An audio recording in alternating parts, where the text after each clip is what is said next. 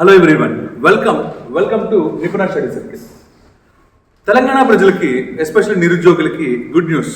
అయితే ఇది మీరు అనుకున్నంత గుడ్ న్యూస్ కాకపోవచ్చు. ఎందుకంటే 18,000 పైగా పోస్టులు ఖాళీగా ఉన్న పోలీస్ జాబుల్లో 5,000 పోస్టులకు మాత్రమే వేకెన్సీ ఫైనాన్స్ డిపార్ట్మెంట్ అనేది క్లియరెన్స్ ఇవ్వడం అనేది ఇది బాధాకరమైన విషయమా ఆనందకరమైన విషయం అనేది దాన్ని కాసేపు పక్కన పెడదాం. ఎందుకంటే మనకి ఎక్స్పెక్టేషన్స్ చాలా ఉంటాయి, కానీ రియాలిటీలో ఏమొస్తుంది, 5,000 పోస్టులు మాత్రమే వచ్చింది. దీని మీద ఎంతో మంది ఎన్నో ఉద్యమాలు చేశారు.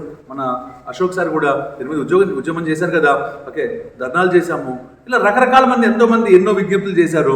ఓకే, డీజీపీ గారిని కలిశారు, లేకపోతే డీజీపీఎస్సీ వాళ్ళని కలిశారు, లేదంటే మినిస్టర్స్ కలిశారు. ఎంతో మందిని కలిసి 18,000 లేదా 19,000 పోస్టులకి ఎన్నైతే వేకెన్సీ ఉన్నాయో అన్నిటికీ రిక్రూట్మెంట్కి పర్మిషన్ కోసం ప్రయత్నించినా కూడా 5,000 పోస్టులకి మాత్రమే ఫైనాన్స్ డిపార్ట్మెంట్ అనేది ఈరోజు మనకి రిలీజ్ చేయడం జరిగింది, అంటే శాంక్షన్ చేయడం జరిగింది. ఇది గుడ్ న్యూసా బ్యాడ్ న్యూసా అంటే నేను లెక్కేస్తాను అంటే, సో ఎంత డార్క్ సిచ్యువేషన్స్లో అయినా సరే పాజిటివిటీని అలా తీసుకోవడానికి ఒకసారి ఆలోచిస్తే, సో మనకి 18,000 పోస్టుల పైన అయితే ఖాళీ ఉన్నాయి. ఇది అందరికీ అర్థమైన విషయమే. ఆల్రెడీ గతంలో కూడా నోటిఫికేషన్ గురించి, డీటెయిల్స్ గురించి, వేకెన్సీస్ గురించి చెప్పినప్పుడు చెప్పింది. కానీ ఇప్పుడు ఎన్ని పోస్టులు వచ్చాయి? 5,000 పోస్టులు మాత్రమే వచ్చాయి.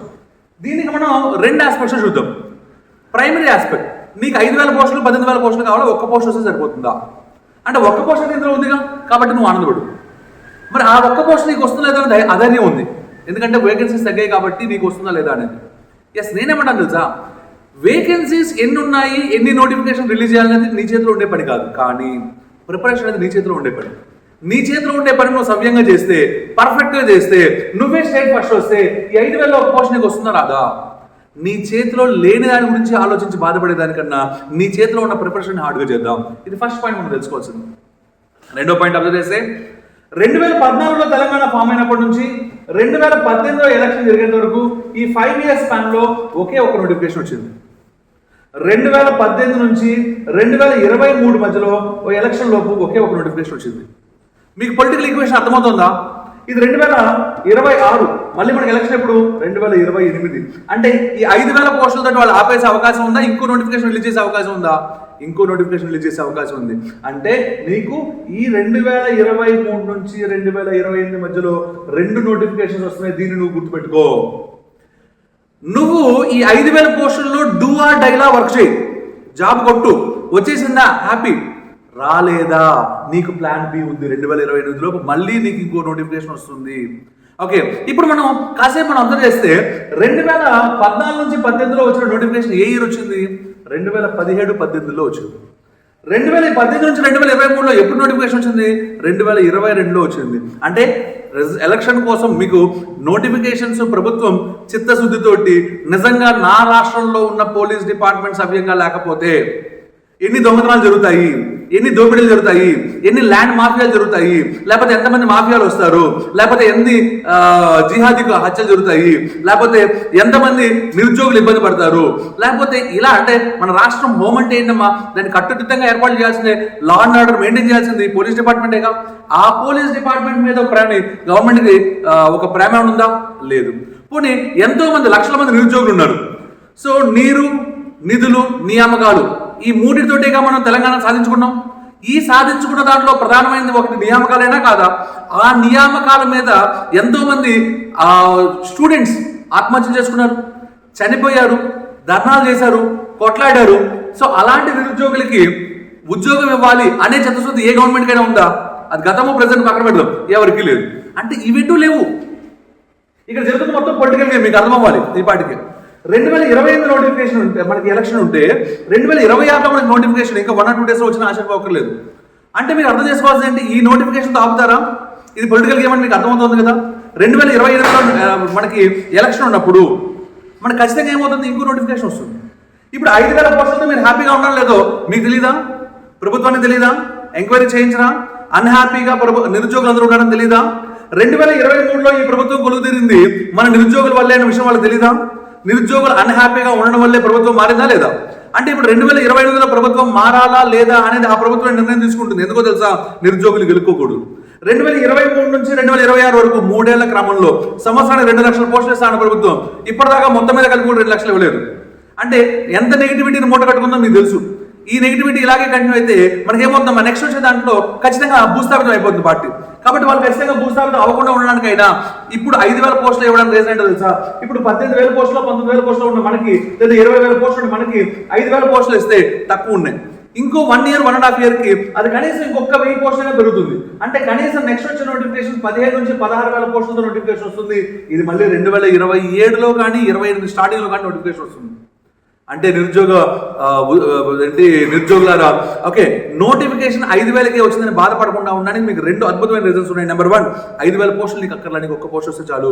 నీ నల్గొండ కావచ్చు, నీ హైదరాబాద్లో కావచ్చు, లేదా నీ మెదక్లో కావచ్చు, నీ దాంట్లో నీకు ఒక్క పోస్ట్ ఉంటే నీకు జాబ్ వస్తుంది. కాబట్టి ప్రిపరేషన్ గట్టిగా చెయ్యి, జాబ్ తెచ్చుకో.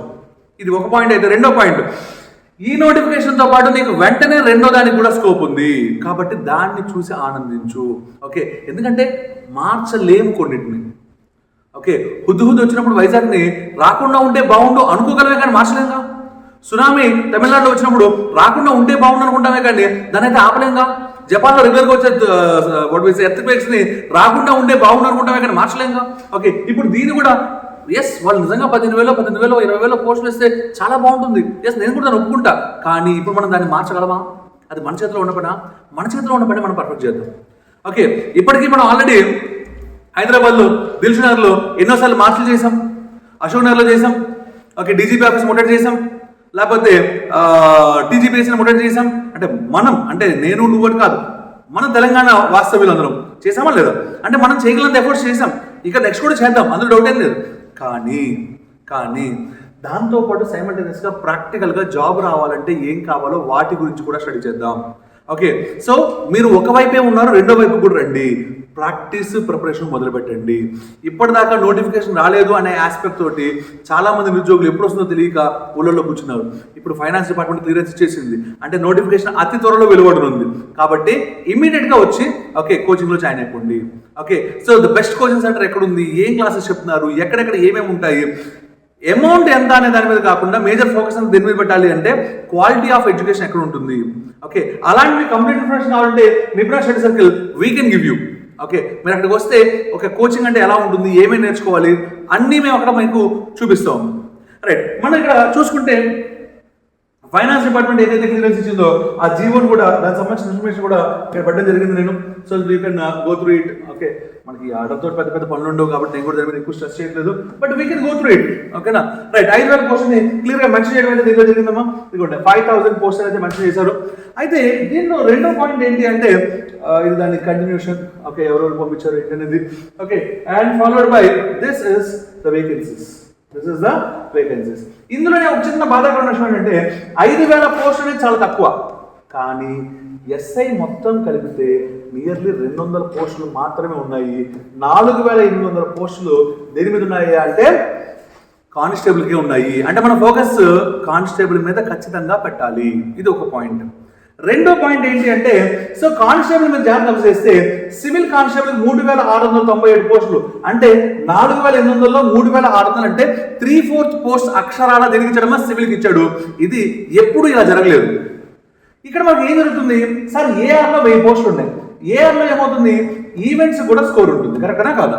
కానీ సివిల్స్లో ఈవెంట్స్ క్వాలిఫై అయిపోతే సరిపోతుంది, అవునా కాదా? రైట్. అంటే ఇక్కడ మనం తెలుసుకోవాల్సిన నీతి ఏంటి అంటే ఈ కానిస్టేబుల్ రిక్రూట్మెంట్ కావచ్చు, ఎస్ఐ రిక్రూట్మెంట్ కావచ్చు, ఏఆర్ మీద ఎక్కువ పోస్టులు లేవు. చూసారు ఇక్కడ కూడా 148 పోస్ట్ మనకి సివిల్ ఉంటే ఏఆర్ జస్ట్ 14 పోస్ట్, అంటే అది 90% ఇది 10% ఉంది, అవునా కాదా? 9 times అది ఉంది, అవునా కాదా? 10 times ఉన్నది. రైట్. అంటే ఇక్కడ మనం అర్థం చేసుకోవాల్సిన పాయింట్ ఏంటి అంటే ఈసారి అంతా కూడా మీరు కనుక జాబ్ రావాలి అంటే events is not the deciding factor. ఎందుకంటే ఏఆర్లోను వాటిలోనేగా మీకు ఈ స్పెషల్ వాటిలోనేగా మీకు ఈవెంట్స్ యొక్క వెయిటేజ్ ఉండేది. సివిల్కి ఏమవుతుంది, క్వాలిఫై అయితే సరిపోతుంది, అవునా కాదా? అంటే మన మేజర్ అంతా కూడా రిటన్ ఎగ్జామినేషనే. కాబట్టి మత్తు వదలండి, ఇమీడియట్గా ప్రిపరేషన్ స్టార్ట్ చేయండి. ఇది మనకి చెప్తున్న లెసన్ ఏంటి అంటే 200 ఎస్ఐ పోస్టులు ఉన్నాయి, 4,800 పోస్టులు కానిస్టేబుల్ ఉన్నాయని మాత్రమే కాదు, దాంట్లో సివిల్కే మేజర్ ఇచ్చాడు. ఎప్పుడు ఇవ్వనంత ఎక్కువ పోస్టులు సివిల్లో రిక్రూట్ చేస్తున్నాడు. అంటే దాని అర్థం ఏంటి అంటే ఈసారి written examination vital role play చేయబోతుంది, ఈవెంట్స్ అన్ని క్వాలిఫై అయితే సరిపోతుంది. కాబట్టి సో మీరు దేని మీద మెయిన్ ఫోకస్ చేయాలంటే రిటన్ ఎగ్జామ్ మీద ఫోకస్ చేయాలి. ఓకే, ఎస్ఐకి ప్రిపేర్ అవ్వండి, కానిస్టేబుల్ బోనస్ వస్తుంది. ఎందుకంటే ఎస్ఐలో అథమెటిక్ రీజనింగ్ డెప్త్గా నేర్చుకుంటాం, ఎస్ఐలో జిఎస్ ఎటు డెప్త్గా మేము చెప్తాము. కాబట్టి కానిస్టేబుల్ నువ్వు ఈజీగా అలవాటుగా చేయొచ్చు. కానిస్టేబుల్లో 150 మార్కులు ఓకే, జిఎస్ కమ్ ఇంగ్లీష్ వస్తుంది, అర్థమెటిక్ రీజనింగ్ కలిపి 50 మార్కులు వస్తాయి. కానీ ఎస్ఐకి వచ్చేసరికి 100 మార్కులు మనం అర్థమెటిక్ రీజనింగ్ కలిపి నుంచి వస్తాయి ప్రిలిమ్స్లో. ఓకే, 100 మార్కులు జిఎస్ నుంచి వస్తాయి. అంటే ఇక్కడ మనం తెలుసుకోవాల్సింది ఏంటి అంటే, సార్ 1 షాట్ 2 బర్డ్స్ 3 బర్డ్స్ లా ఉండాలి మనకి. అంటే నేను ఎస్ఐకి ప్రిపేర్ అయ్యాను అనుకోమా, ఎస్ఐ ప్రిపేర్ అయ్యేవాడు క్వాంట్ ప్రిపేర్ అవుతాడు, రీజనింగ్ ప్రిపేర్ అవుతాడు, గట్టిగా ప్రిపేర్ అవుతాడు. క్వాంట్ ప్రిపేర్ అయ్యేవాడు అర్థమెటిక్ ప్రిపేర్ అవుతాడు, ప్యూర్ మ్యాథ్స్ ప్రిపేర్ అవుతాడు. మనకి ఇప్పుడు వచ్చిన నోటిఫికేషన్ రాబోతుంది ఏంటి అంటే ఎస్ఐ కానిస్టేబుల్, దానికి ఆల్రెడీ వచ్చేసింది, అవునా కాదా? ఆల్రెడీ రీసెంట్ అనౌన్స్ చేసింటే మా ఎఫ్బిఓ రాబోతుంది అని చెప్పారు, అవునా? ఓకే, ఎఫ్బిఓ కూడా 1400 పోస్టుల దాకా వచ్చే అవకాశం ఉంది. ఫారెస్ట్ బీట్ ఆఫీసర్ 1400 పోస్టులు అంటే అది రికార్డ్ స్థాయి, అవునా కదా? చాలా పెద్ద నోటిఫికేషన్ తో సమానం. అది 2017 తర్వాత మళ్ళీ ఇప్పుడే రాబోతుంది. ఈ 2017 తర్వాత రాబోతున్న ఎఫ్బిఓలో కూడా 100 మార్కులు అర్థమెటిక్, ప్యూర్ మ్యాథ్స్, రీజనింగ్ కలిపి ఉంటే అందులో లాస్ట్ టైం 97 మార్కులు కేవలం ప్యూర్ మ్యాథ్స్ ఒక్కదాని నుంచే ఇచ్చాడు. అంటే నువ్వు కనుక కానిస్టేబుల్ ప్రిపేర్ అయితే అర్థమెటిక్ ఒక 25, అర్థమెటిక్ అంటే ప్యూర్ మ్యాథ్స్ కలిపి, రీజనింగ్ ఒక 25 క్వశ్చన్స్ కి నువ్వేం చేస్తావంటే దీని మీద ఎక్కువ ఫోకస్ చేయవు. ఫోకస్ అంతా జిఎస్ మీద పెడతావు. 125 మార్కులు జిఎస్ వస్తాయి. అప్పుడు నీకేమవుతుందంటే కానిస్టేబుల్కి సక్సెస్ అవ్వడానికి నీకు అవకాశం ఉంటుంది, ఎస్ఐకి అవకాశం తగ్గిపోతుంది, ఎఫ్బిఓ కూడా అవకాశం తగ్గిపోతుంది, జీపీఓ కూడా వచ్చే అవకాశం ఉందని మనం అనుకుంటున్నాం, అవునా? జీపీఓలో కూడా 75 మార్క్స్ జిఎస్ ఉంటే 75 మార్క్స్ ఏముంటుందమ్మా, యాప్టీ అండ్ రీజనింగ్ ఉంటుంది, అవునా కాదా? రైట్. అంటే ఇక్కడ నువ్వు అర్థం చేసుకోవాల్సింది ఏంటంటే నీ ప్రిపరేషన్ కానిస్టేబుల్ మీద నడిస్తే నువ్వు కానిస్టేబుల్ మాత్రమే కొట్టగలవు. ఎస్ఐ మీద నడిస్తే ఎస్ఐకి, కానిస్టేబుల్కి, ఎఫ్బిఓకి, జీపీఓకి 1 షాట్ 2 బర్డ్స్ 4 బర్డ్స్ ఇక్కడ 4 బర్డ్స్. కాబట్టి ప్రిపరేషన్ ఎప్పుడు కూడా ద బెస్ట్ గానే చేయాలి. సో ఎస్ఐని దృష్టిలో పెట్టుకుని మనం ప్రిపరేషన్ స్టార్ట్ చేద్దాం. ఆ స్టార్ట్ చేసినప్పుడు అన్నింటినీ నేను వర్కౌట్ చేసుకుందాం, ఓకేనా? అయితే ఇక్కడ ఒక బోనస్ అంటే మనకి ఎంత బాధాకరమైన సిచ్యువేషన్ అయినా సరే మనకి ఎడిటివ్స్ కొన్ని ఉంటాయి, వాటి గురించి కూడా ఒకసారి అబ్జర్వ్ చేసుకుంటే మనకి 5000 పోస్టులు మాత్రం అంటే ఇక్కడ ఈనాడు ఆర్టికల్ చూస్తే మీరు 7000 పోస్టుల గురించి చెప్పాడు. 7000 పురుగులు అని అవునా కదా హోంశాఖలో. ఇక్కడ 7000 పురుగులు నేనైతే ఏమంటానంటే 7000 కూడా కాదు మాస్టర్, 8500 రాస్తే బాగుంటుంది అని అనుకుంటాను. ఎందుకంటే ఇప్పుడు నేను మీరు చెప్పింది 5000 పోస్టుల గురించి, అవునా కాదా? ఈ 5000 పోస్టుల గురించి నా మాట ఎఫ్బిఓ 1400 పోస్టులు ఉన్నాయని చెప్పాను, అవునా కాదా? FBO okay. ఇవి కాకుండా ఫైర్ డిపార్ట్మెంట్లోను జైలు శాఖ ఉంటుంది కదా, దాంట్లో కలిపి ఇంకో 2000 పోస్టులు ఉన్నాయేమో. అంటే అవి 7000, ఇది 1500, అంటే మొత్తం సుమారుగా ఎంతమా 8500 పోస్టులకి నోటిఫికేషన్ సిద్ధంగా ఉంది. ఇందులో మనం కొంచెం అంటే మనకి లేక ఒక ఏడుపు అయితే పక్కనోడికి లేకపోతే ఒక మజా ఉంటుంది కదా, ఆ మజాని కూడా కొంచెం ఎంజాయ్ చేద్దాం. ఏపీలో ఆగస్టు 15 రాబోతున్న ఎస్ఐ కానిస్టేబుల్ నోటిఫికేషన్లో 3500 మాత్రమే నోటిఫికేషన్ ఇచ్చారు. మనకి లక్కీగా 8000 వచ్చాయి. కాబట్టి మనం ఆనందపడదాం, ఓకేనా? కనీసం మనకి లేనందుకు బాధపడినా పక్కనోడికి లేని దానికైనా ఆనందపడదాం, మనలో ఉన్న శాడిజాన్ని కొంచెం నిద్ర లేపుదాం, ఓకేనా? అలా చూసుకునైనా సరే ఈ నోటిఫికేషన్ తోటి మన నిరుద్యోగి అనే ట్యాగ్ లైన్ మారి ఉద్యోగి అని రావాలని ఆశిద్దాం, ఓకే? అలాగే మండే అంటే 6th July new batch start చేస్తామమ్మా ఎస్ఐ కానిస్టేబుల్కి, గ్రూప్ 2కి, అలాగే ఎఫ్బిఓకి, జీపీఓకి. ఓకే, మన అడ్రస్ తెలుసు కదా, Dilsukhnagar, Hyderabad. Okay, so phone number 9000220125. ఈ ఫోన్ నెంబర్ కాల్ చేస్తే మీకు ఫుల్ డీటెయిల్స్ ఇస్తారమ్మా. ఓకే, నేనుంటాను, అర్థమెటిక్ రీజనింగ్ ప్యూర్ మ్యాథ్స్ చెప్తాను. మన అశోక్ సార్ ఉంటారు, history, Telangana movement, Telangana culture, లేకపోతే ఇండియన్ హిస్టరీ అవన్నీ చెప్తారు. ఓకే, మేము ఇద్దరం డైరెక్టర్లుగా దీన్ని స్టార్ట్ చేసాము. మనకి one of the most important pillar Vasu sir ఉంటారు. ఓకే, అదేంటి పాలిటీ చెప్తారు, జాగ్రఫీ చెప్తారు, ఎకానమీ చెప్తారు. సో ఇక్కడికి వస్తే you will find the best in the market. Okay, so we will see in Dilsukh Nagar. 6th July మనకి డెమో ఉంటుందమ్మా. 6th తర్వాత మళ్ళీ 13th జూలై కూడా మళ్ళీ మనకి డెమో ఉంటుందమ్మా, ఓకేనా? అంటే 2 మండేలే. మండే రోజు భగభగ మండుతూ మనలో ఉన్న ఫైర్ చూపిద్దాం, ఓకేనా? సో మన ప్రిపరేషన్ ఎంత బాగా చేయగలమని చూద్దాం. Thank you my dear boys and girls. Will meet in Dilsukh Nagar. Hope you understand the current situation of the scenario of the examination. దాన్ని మీరు ఎలా తీసుకుంటే మీకు బెనిఫిట్ అవుతుంది నేను చెప్పడానికి ప్రయత్నించాను. Okay, hope you understand, you enjoyed. Thank you my dear boys and girls. జై హింద్.